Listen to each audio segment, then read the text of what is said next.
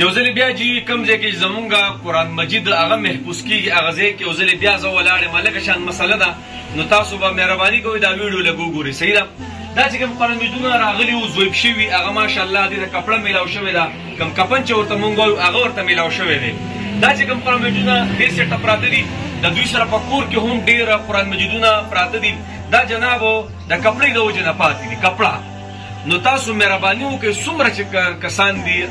ډېر چاپېره هغه تاسو مهرباني وکړئ دا ویډیو زموږ خویندې ګوري کورونه ګوري په پوره دنیا کې هر ځای څومره خلک ګوري که نه نو دا قرآن مجیدونه دي اوس که ستاسو د پیسو څوک پیسې ول رالېږلی شي دی به ته خپل نمبر ووایي او که نه څوک وایي چې زه وله کپړه علمه نو سپینه کپړه بیا ډېره بهتره ده کپړه وله والئ او دوی سره رابطه وکړئ دوی له راولېږئ نو انشاءالله نور کار د دوی دی او یو څو ورځې پس به دا دفن کوي نو دا چونکې د کپړې نه علاوه پاتې دي کپړه نشته یو قسم لی موږ په پښتو کې وایو که نه د دې دپاره خرچه چې کومه ده که نه هغه دوی څه لږه کمه شوې ده نو که څوک کپړه والئ بلکل کپړه والئ دوی له راولېږئ او که نه څوک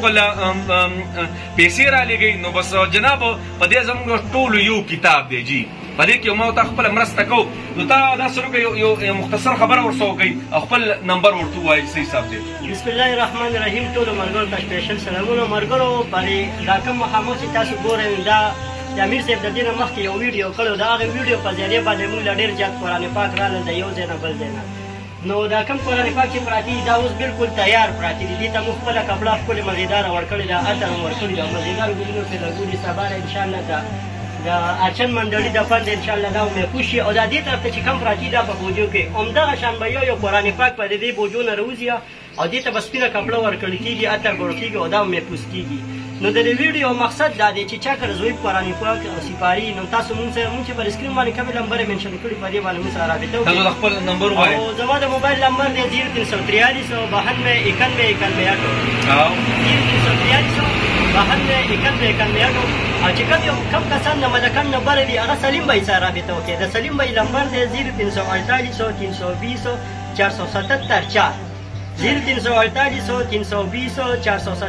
4 دا سلیم بھائی دا بازار کوم ځای دا بازار دا عمر آباد اتیانو روډ دی خاص په عمر آباد کې دا زموږ قرآن محل دی تغبې خوا ده که نه تغبې خوا کې نو تاسو موږ سره هر قسم مرسته کولی شئ صحیح دی انشاءالله جناب نو دې سره تاسو د پیسو مدد هم کولی شئ دې سره تاسو د کپړې مدد هم کولی شئ د الله سره ښه دي صحیح ده او چې څومره ګیر چاپېره قرآن مجیدونه دي که نه دا نمبر دی په دې دوی سره کانټیکټ کوئ نو انشاءالله دوی به بس در رسي صحیح شو الله مو راته خوشحاله ساتي جي